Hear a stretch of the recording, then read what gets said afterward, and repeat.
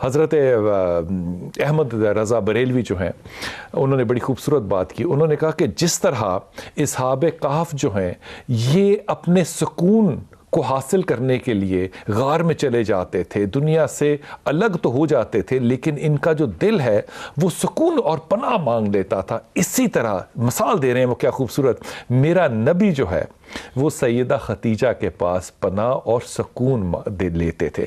یہ وہ سیدہ خدیجہ ہیں جن کو کہ حضرت جبرائیل علیہ السلام جو ہیں وہ نبی کو آ کے کہہ رہے ہیں میری ماں نبی نہیں ہے, لیکن وہ کیا کہہ رہے ہیں لے کر اللہ کا پیغام لے کر کیا آ رہے ہیں کہ اللہ نے کہا ہے جب میری ماں دودھ کا پیالہ لے کر آئے تو ان کو آپ نے سلام کہنا, اور سلام کس نے بھیجا؟ یہ میرے رب تعالیٰ نے بھیجا. یہ جو آغوش ہے محبت کی, میں آپ کو سینے پہ ہاتھ رکھ کے پوری ایمانداری سے کہہ رہا ہوں کہ آپ کو اس وقت محسوس ہوگی جب آپ ان زیارات کے سفر پہ جائیں گے. انشاءاللہ تعالیٰ میری دعا ہے کہ آپ لوگ ضرور جائیں.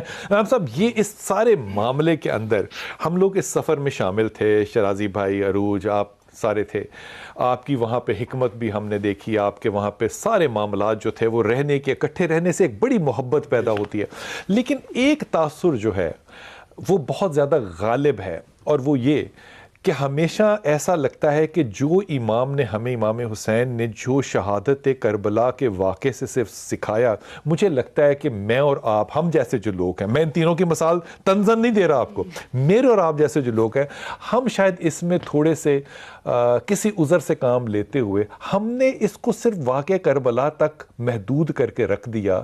یہ سیکھنے کی بات جو تھی کردار سازی کی, یہ تو بہت لمبی اور بہت پیچھے جانی چاہیے تھی.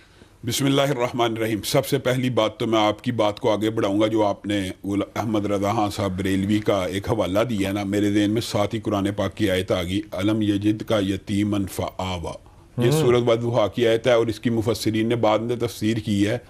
آپ یتیم تھے, ہم نے آپ کو ٹھکانہ مراد پناہ گاہ دی, اور اس پناہ گاہ کے بارے میں مفسرین نے بعد میں لکھا ہے کہ آپ یتیم تھے, آپ کے پاس مال نہیں تھا, آپ مسکین تھے, ہم نے آپ کی شادی اور بیاہ حضرت خدیجہ سے کر دیا. اور یتیم حضرت ابو طالب علیہ السلام, سمجھ رہے ہیں, یعنی ان کی ساری کی ساری معاملات حضرت خدیجہ, جیسے آپ نے کہا کہ وہ جیسے غار حرا کے اندر یا اصحاب کہف نے غاروں میں پناہ لی, ایسے حضرت خدیجہ نے نبی کریم کو پناہ دی. اس میں کوئی شک و شبہ کی بات نہیں. جہاں تک کردار کی بات ہے تو میں یہ ضرور آج یہ بات کہنا چاہوں گا کہ حضرت حسین نے جس ظرف کا, جس عالی مقام کا انہوں نے عمل سے ثابت کیا نا, آج ہم سب کے لیے نمونہ کس طرح بتائیے. حضرت حسین, نبی کریم صلی اللہ علیہ وسلم نے ان دونوں نواسوں کے بارے میں بہت سی ان کے فضائل ہیں, اور بخاری شریف کے اندر کہ یہ جنت کی خوشبوئیں, یہ پھول ہیں, اور نبی کریم صلی اللہ علیہ وسلم ان دونوں کو سونگا کرتے تھے. محبت کے بہت سے انداز ہو سکتے ہیں, گلے لگانا, سر پہ ہاتھ پھیرنا, چومنا, لیکن بتائیے سونگنا کیسا انداز ہے, یعنی ان کی خوشبو کو محسوس کیا کرتے تھے. ان کی کردار کے اندر سب سے پہلی بات جو میں کہنا چاہوں گا, نبی کریم نے کہا یہ میرا بیٹا سردار ہے. کیوں کہا؟ یہ مسلمانوں کے دو عظیم گروہوں میں صلح کروائے گا. آج ہم اگرچہ مسالک کے اختلاف کے باوجود اکٹھے بیٹھے ہیں, اگر ہم یہ عملی کردار اپنا لیں حضرت حسن کا, حضرت حسین کا, صلح ہو گئی تھی, تو ہمیں بھی صلح کر لینی چاہیے. اگر ہمارے سرداروں نے صلح کر لی ہے تو ہمیں صلح کرنے میں کیا بات ہے, کیا بات ہے, کیا بات ہے. ہر شخص نظر آ رہا ہے, ہندو ہے, سکھ ہے, عیسائی ہے, ہر طرح کا مسلمان ہے, ہاتھ کھلے ہیں, علامہ صاحب بند ہیں, اس سے فرق نہیں پڑتا. وہاں جا کے آپ کو اگر کچھ اور بھی نہ نصیب ہو تو اتحاد مسلمین کا آپ کو علم نظر آتا ہے. ایک عربی کا شعر ہے, حججتا ولو انک ما تحج, حج تو آپ نے کر لیا لیکن کاش کہ آپ حج نہ کرتے, کہ ہزاروں گناہوں کے ساتھ گئے تھے اور اسی طرح واپس آگے. حج کا کیا فائدہ؟ حج تو ایسا ہونا چاہیے کہ انسان جائے اور واپس لوٹے تو ایسے ہو جیسے آج ماں کے پیٹ سے پیدا ہوا. میں ان ساری محبتوں کے اندر حضرت علی کا کچھ تذکرہ ضرور کرنا چاہتا ہوں. ویسے بھی لازم ہے دل کے پاس رہے پاسبان عقل, لیکن کبھی کبھی اسے تنہا بھی چھوڑ دو. اچھا, تنہا چھوڑنے والا میں ابھی ذکر کروں گا, یہ تنہا بھی میں چھوڑتا ہوں. ہاں جی جی. حضرت علی کی نبی محترم کے ساتھ جو محبت ہے نا, یہ ساری محبتیں جو اگلی نسل میں منتقل ہوئی ہیں, یہ اس کا ابتدائیہ اور دباچہ حضرت علی اور نبی کریم کی محبت ہے.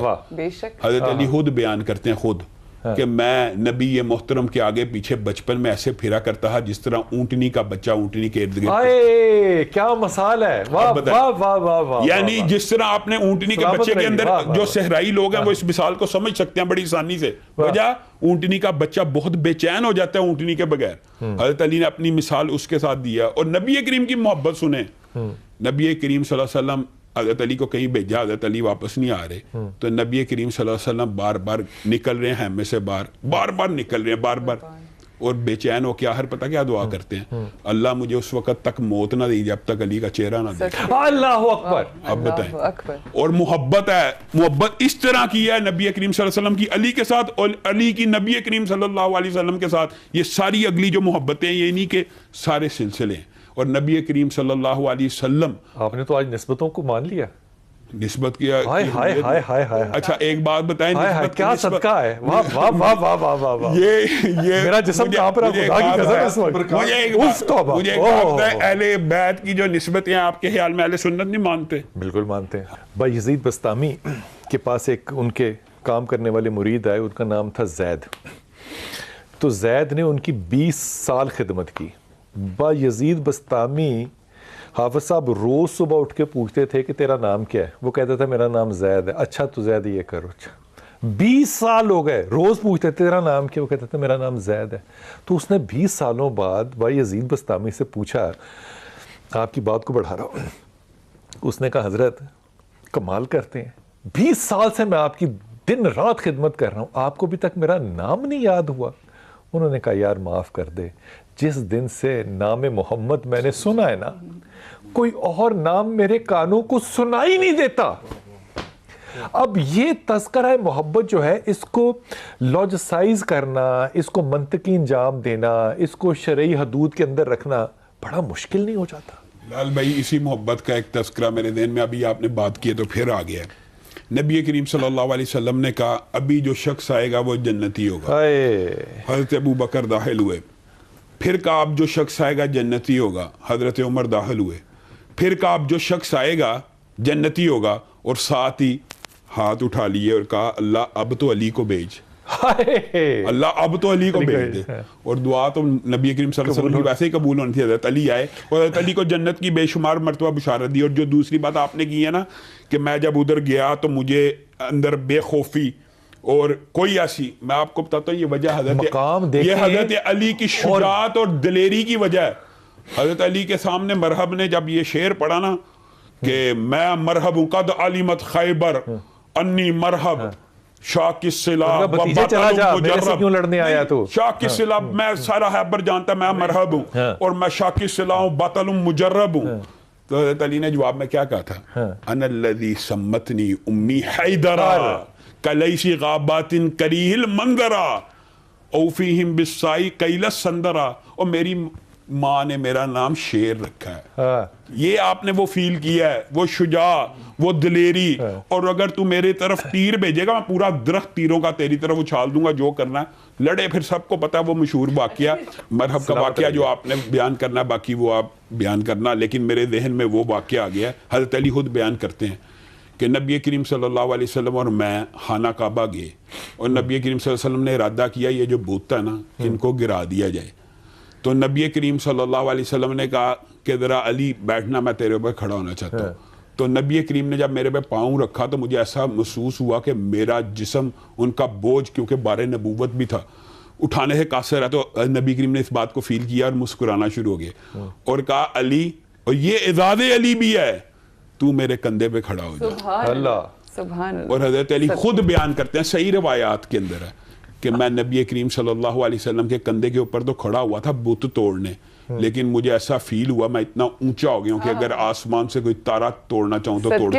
کیا بات ہے یار, کیا بات ہے, کیا بات ہے. اور پھر بت کو ٹھوکر لگائی, وہ کرچی کرچی ہو گیا. یہ یعنی کندھے کے آپ کا کچھ بھی کہنا بنتا نہیں ہے.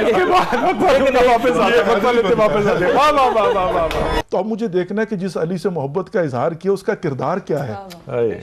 اس میں عدالت ہے, اس میں یتیموں سے محبت ہے, اس کے اندر معاشرے کی اصلاح کا پہلو ہے, اس کے اندر بحیثیت باپ ہیں, بحیثیت کمانڈر ان چیف ہیں, وہ جو دشمنوں کے ساتھ بھی انصاف کرتے ہیں, وہ کہ جو راتوں کو اپنے کاندھوں پر اٹھا کر جا کر غریبوں یتیموں کو اناج پہنچاتے ہیں. یہ ایک مجموعہ ہے در حقیقت جو اپنے کردار کو. میں یہ کہنا چاہتا ہوں, صرف ایک جملہ ہی کہوں گا.